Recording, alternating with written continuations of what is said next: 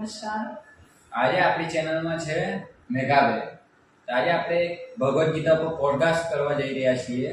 તેના માટે મેઘાબેન, તમને એક સવાલ છે ભગવદ્ ગીતા કે ભગવદ્ ગીતાના 18 અધ્યાયમાંથી જે 12મો અધ્યાય છે એનામાં ભક્તના ગુણો દર્શાવેલા છે.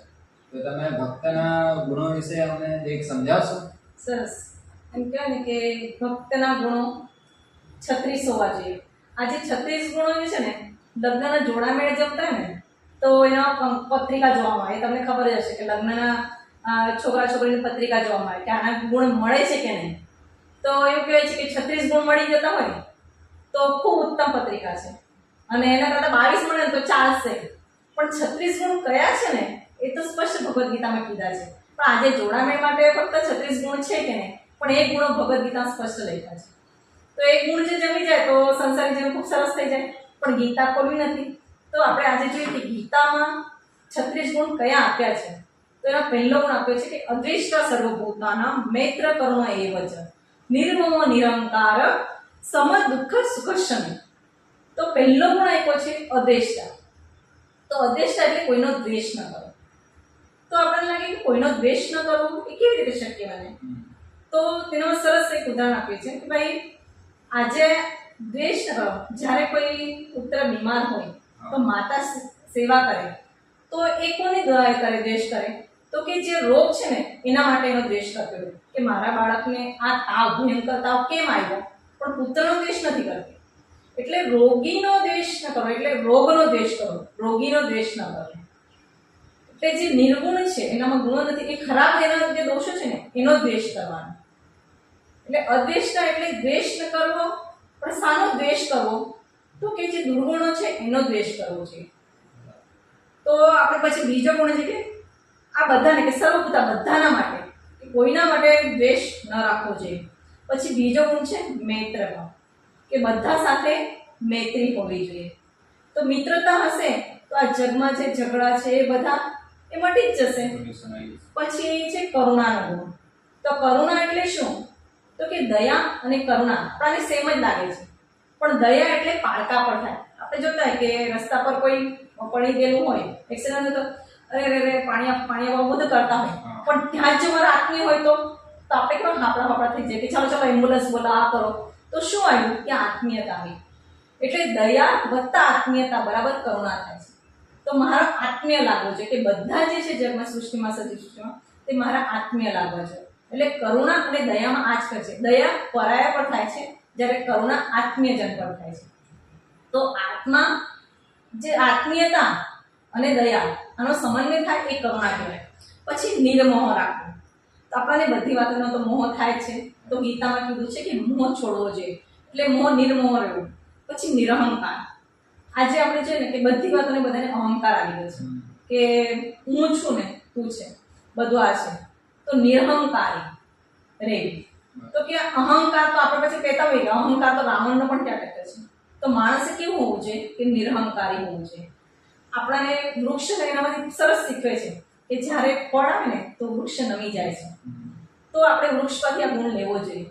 પણ આપણામાં તો કેવું છે કે કોઈકમાં વિદ્યા સારી આવી તો એને અહંકાર આવી જાય, કોઈના પાસે વિદ્યા આવી ગયું તો અહંકાર આવી જાય, કોઈના પાસે સત્તા આવે તો અહંકાર આવે. તો નિરહંકારી રહેવું, તો કે અહંકાર છોડવો જોઈએ. પછી સમ દુઃખ સુખક્ષમ, કે સુખ દુઃખમાં સમાનતા રાખવી. સુખ આવે તો છલકાઈ ન જવું, અને દુઃખ આવે તો ડરી ના જવું. તો આપણે જોઈએ કે ભાઈ કોઈના વિદ્યાર્થીનો રિઝલ્ટ હોય અને તે દિવસે એના ચહેરા પરથી જ આપણે કહી દઈએ, એની ચાલ પરથી કહી દઈએ કે રિઝલ્ટ કેવું આવ્યું હશે. જેનું રિઝલ્ટ એકદમ સારામાં સારું હોય, 90% ઉપર આવ્યું હશે તો એની ચાલ છે ને ટક ટક જોરથી આમ મેળા ચાલતો હોય, અને જેનું રિઝલ્ટ ઓછું હશે તો એ તરત નિરાશ, હતાશ, એના પગલાં એ જે છે ને એ નિરાશ્વાન હશે. તો ગીતા એ શીખે છે કે સુખ અને દુઃખ ક્યારેક બધા જેમ કે ને બધાના આવે છે, ક્યારેક સુખ હોય ને ક્યારેક દુઃખ હોય. રાત પછી દિવસ હોય છે, દિવસ પછી રાત હોય છે. તો જીવનમાં સુખ દુઃખ તો આવવાના છે, પણ એનામાં સમાન રહેવું ને આપણને ગીતા સર શીખે છે. તેના માટે એક શ્રેષ્ઠ ઉદાહરણ આપે છે કે માતા સીતા જ્યારે જંગલમાંથી, વનમાંથી અયોધ્યા આવે છે, અને આવે છે ત્યારે યજ્ઞ થાય છે તો બધા જ રાજાને આમંત્રિત કરવામાં આવે છે.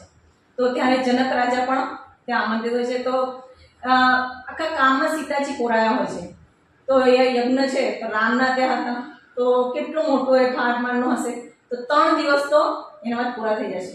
અને ત્રીજે દિવસે પછી જનક રાજા જવા નીકળે છે. ત્યારે માતા સીતા કહે છે કે તમે રોકવાને, મારે તો પિતાની વ્યથા હમણાં કોની વ્યક્ત કરે, તો પિતાને કહી શકવાના. તો એમ કે ત્યારે જનક રાજા કહે છે કે હું રોકાઈ ન શકું. તો સુખ છે પણ એક બાધિત છે કે ભાઈ મારે સુખમાં પણ શકે, તો જનક રાજા ચાહે તો રોકાઈ શકે પણ નહીં. તો કે સુખ આવે ને તો સીમિતમાં ત્યાં જ રહેવું, અને દુઃખ આવે તો દુઃખ તો બધાને જ આવે છે, તો દુઃખના સામે દુઃખથી હતાશા નિરાશ ન થવું. તો આ સરસ રીતે કે સુખ અને દુઃખનો બંનેનો સંબંધ સમાન રીતે ગણો. પછી આમાં તો ગીતામાં કે ને સંતુષ્ટ, બધી વાતમાં સંતુષ્ટ રહેવું. આજે તો આપણને એવું છે કે ભાઈ આ મને કેમ ન મળ્યું, આ મળવું જોઈતું હતું. સતતમ યોગી, યોગી એટલે ભગવાન સાથે જોડાયેલું, સારી રીતે આપણે એ કરવું. આપણને યોગી તો આજે એમ કે બધું સંસાર પાણી છોડીને મૂકી દેવું ને. પછી દ્રઢ નિશ્ચય રહેવું, તો કોઈ પણ વાતમાં દ્રઢ નિશ્ચયતા રાખવી. સંકલ્પ પાકો હશે ને તો સિદ્ધિ ચોક્કસ મળે. પણ આજે તો કેવું છે કે ભાઈ સંકલ્પ આપણે લઈએ અને એક દિવસમાં કઈ હતાશા નિરાશ આવી ગઈ તો તરત જ ભાંગી પડીએ છીએ, સંકલ્પ તૂટી જાય છે. તો સંકલ્પથી સિદ્ધિ મળી શકે છે. તેના માટે તમને એક પાર્વતી માતાનું ઉદાહરણ ખબર હશે, એક સરસ દૃષ્ટાંત છે. માતા પાર્વતી ભગવાન શિવને પરણવા માટે ઈચ્છા કરતા હતા. જ્યારે એમને પછી પતિ રૂપમાં માંગવું છે તો એ જંગલમાં જઈને તપસ્યા કરે છે. તો જંગલમાં તપસ્યા કરે છે તો માતા પાર્વતીની પરીક્ષા લેવા માટે જ એક સાધુ વેશો શિવજી આવે છે. અને શિવજી પોતે જ આવ્યા હોય તો પછી શું પૂછું શું, તો એવા પ્રશ્નો પૂછે છે કે ભાઈ તને પતિના શિવજી કેમ જોઈએ છે, ભગવાન શંકર કેમ જોઈએ છે. એક તો એમ કે એમનું શરીર તો જોયું છે કેવું છે, એમને વસ્ત્ર ધારણ નથી કર્યા, સ્મશાનમાં રહે છે, અને પછી બધી આમ વાતો કરે છે, બધી નેગેટિવ વાતો કરે છે શિવજીમાં. તો એમ કે એ અજન્મા છે, એમનો જન્મ નહોતો પતો નથી. તો ત્યારે એમને પોતાના સંકલ્પમાંથી દગાવવા માટે શિવજીએ બધા જ પ્રયાસ કરે છે. તો ત્યારે પાર્વતી માતા કહે છે એ બધી વાતો એમ કે તમે મારા પતિ મને બોલો છો એ મને બિલકુલ નથી પસંદ નથી, પણ તમે એક શબ્દ બોલ્યા ને મને ખૂબ ગમ્યો કે એ અજન્મા છે, અને જે અજન્મા છે એની મૃત્યુ પણ નથી. એટલા માટે એમ કે પણ શિવજી એમને એટલે શિવજી ચલિત કરવા માંગતા હતા એમના સંકલ્પમાંથી, પણ એમને દ્રઢ નિશ્ચય કે મારે તો શિવ સાથે જ પરણવું છે, એ ચલિત ન થયા. નહીં તો કહે છે કે સ્મશાનમાં રહેવું છે તો કેટલી તકલીફ પણ એ પોતાના દ્રઢ સંકલ્પથી ચલિત ન થયા. એટલે જીવનમાં દ્રઢ સંકલ્પ હોવા જોઈએ. આવી રીતે એમ કે ગીતામાં અનપેક્ષ સુચિર દક્ષ ઉદાસીનો બતાવ્યો હતો. સર્વારંભ પરિત્યાગી નોમત ભક્ત સમેત્ય. અનપેક્ષ એટલે અપેક્ષા, આપણે આમાં અપેક્ષાનું સ્તર એટલું વધી ગયું છે ને તો તેના માટે દુઃખી થઈએ છીએ. આપણે મને આ નથી મળ્યું, તે નથી મળ્યું, એટલે અપેક્ષા ઊંચી વધે ના કરે. આપણને જે મળ્યું છે ને તેનામાં સમાધાન નથી, તો કે જે મળ્યું છે તેનામાં સમાધાન રાખવું. પછી શું છે કે સ્વ એમ કે ને કે દક્ષને કે દક્ષતા રાખે. તો જીવનમાં આ ગુણો હોવા જોઈએ. આ પ્રત્યેક ગુણો જો 36 જીવનનો ગુણો હશે ને તો આપણે કોઈ દિવસ પાછળ પડીશું નહીં. એ દક્ષતાની વાત કરીએ તો મને એક સરસ એક વાર્તા યાદ આવે છે કે મહાભારતની જ કહાની વાર્તા. તો જ્યારે યુધિષ્ઠિર ચોસઠમાં બધું જ હારી ગયા હતા, જુગારમાં બધું જ હારી ગયા હતા. તો તે સમયે કૃષ્ણ ન હતો એટલે જેમ કે હાર્યા. તો જ્યારે કૃષ્ણને ખબર પડે છે કે એમણે દ્રૌપદીને પણ દાવ પર મૂકીને એ પણ હારી ગયા છે, ત્યારે કૃષ્ણ સામે આવે છે યુધિષ્ઠિરને મળવા. પછી કહે છે કે તું 64 રમવા કેમ ગયો, તને તો રમતા નથી આવતું. તો ત્યારે એમ કે મારી પિતૃ એટલે કાકાની આજ્ઞા હતી અને વડીલોની આજ્ઞા હોય તો મારે તો રમવા જવું જ પડે.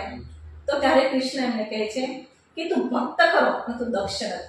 કે કાકા પણ હોય પણ કાકા પણ ખોટું કરી શકે છે, તને એ સમજાય ગયું. એટલે એમ કે તું ભક્ત છે પણ તું દક્ષ નથી. એટલે કોઈ પણ કામમાં દક્ષતા રાખવી ખૂબ જ જરૂરી છે.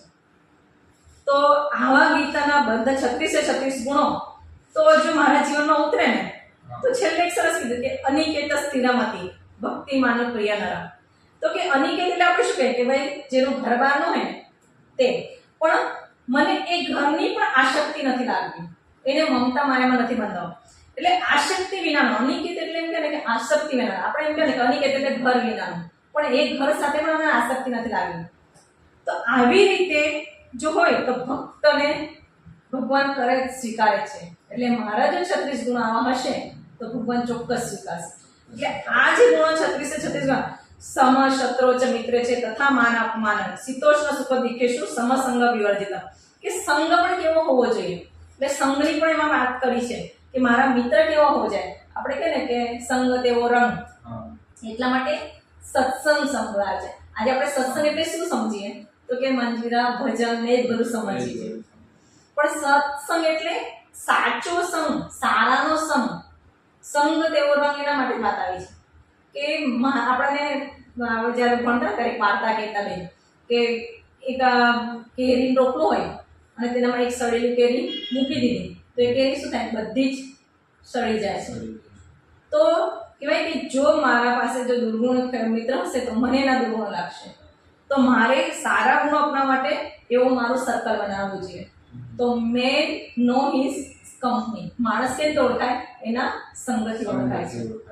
તો કઈ સંગતિ રાખવી તેના માટેની પણ વાત છે. એટલે ગીતામાં જે બધી 36 ગુણની વાત છે, જો જીવનમાં ઉતારે તો ખરેખર આપણાને સાર્થક છે. તો ગીતાનો એક એક શબ્દ જો જીવનમાં ઉતારે તો આપણે જીવન સાર્થક છે. તો 36 ગુણોને આપણે આમાં તો વિસ્તારથી આપણે જોવા જઈએ તો સમય પૂરતી જાય પણ આ વાત નથી. એટલે તમને એવું લાગ્યું હશે કે ભક્તના માટે ગુણો મેળવવા એ નામુમકિન મુશ્કેલ છે, પણ નામુમકિન નથી. જો ભક્ત ચાહે ને તે ગુનો મેળવી શકે છે. આપણે દુઃખની વાત કરીએ તો મને અમારે ત્યાં યાદ આવી કે ભાઈ સુખ દુઃખની વાત કરીએ તો દુઃખ સંતો પર તો કેટલા આવ્યા. હમણાં તુકારામ મહારાજની વાત કરીએ તો તુકારામ મહારાજને બધા પૂજા કરતા. તો એક સમય એવો આવ્યો કે એક સ્ત્રી જે છે એ આત્મહત્યા કરવા જતી હતી. તો એમને રોકી કે તું આત્મહત્યા કેમ કરે છે? તો કે હું વિધવા છું અને ગર્ભસ્થ છું, તો લોકો મારા પર લાંછન લગાવશે, તો હમણાં મારા પાસે બીજો કોઈ પર્યાય નથી. તો એમ કે આ બસ આટલી એમની વાત છે. તો એમ કે એવું કર ને કે તું મારું નામ આપી દેજે, ત્યાં બાળકનું નામ મારું નામ આપી દેજે. તો એમને સામાન્ય રીતે કહી દીધું. તો લોકોને જ્યારે ખબર પડે છે કે એનું બાળક જે છે તુકારામનું બાળક છે, તો લોકો એને કહે છે કે અરે તુકા ઝાલા સાંડા વિપત્તિ પોળી રાંડા, એમ કે આ તુકારામના કરતું તો જો કેટલા ખરાબ કામ કર્યા છે. તો લોકો એ દિવસે ગધેડા પર બેસાડીને એને ચંપલ પહેર્યા છે. જે પેલા ફૂલનો હાર પહેરાવતા હતા એ ચંપલનો હાર પહેરાવે છે. તો હમણાં તુકારામ માટે કેટલી દુઃખની વાત છે.